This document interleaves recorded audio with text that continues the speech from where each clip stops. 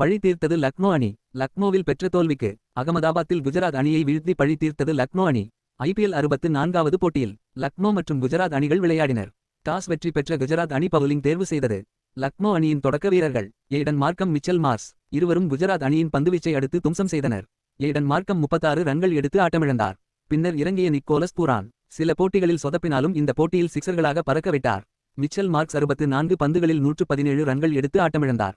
இதற்கு முன்னதாக இவர் அண்ணன் ஷான் மார்க்ஸ் பஞ்சாப் அணிக்காக 69 பந்துகளில் 115 ரன்கள் எடுத்தார். அண்ணன் தம்பி IPLலில் சதம் அடித்து சாதனை செய்தது இதுவே முதல் முறை. நிக்கோலஸ் பூரன் 27 பந்துகளில் 56 ரன்கள் அடித்தார். லக்னோ அணி 20 ஓவர்களில் 235 ரன்கள் எடுத்தது. 200 ரன்களுக்கு மேல் சேசிங் செய்து வெற்றி பெறுவது என்பது சற்று கடினமான ஒன்றுதான். கடந்த போட்டியில் சதம் அடித்த சாய் சுதர்சன் இந்த போட்டியில் 21 ரன்கள் எடுத்து ஆட்டம் இழந்தார். சுப்மன் கில் 35 ரன்கள், ஜாஸ் பட்லர் 33 ரன்கள் எடுத்து ஆட்டமிழந்தனர். பின்னர் இறங்கிய ஷெஃபேன் ரதஃபோர்ட் மற்றும் ஷாருக் கான் ஜோடி சிறப்பாக விளையாடி ரன்கள் சேர்த்தனர். ஷெஃபேன் ரதஃபோர்ட் 38 ரன்கள் எடுத்து ஆட்டமிழந்தார். மறுபுறம் ஷாருக் கான் அதிரடியாக விளையாடி தனக்கு கிடைத்த வாய்ப்பை பயன்படுத்தி 50 ரன்கள் கடந்தார்.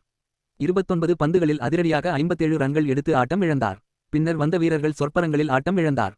20 ஓவர்களில் 202 மட்டும் எடுத்தது குஜராத் அணி. 33 ரன்கள் வித்தியாசத்தில் லக்னோ அணி ஆறுதல் வெற்றி பெற்றது. தமிழக வீரர் ஷாருக் கான் கிடைத்த வாய்ப்பை பயன்படுத்தி அதிரடியாக விளையாடியது, சிக்சர் அடித்தது அனைத்தும் குஜராத் அணிக்கு ஆறுதலான விஷயம்.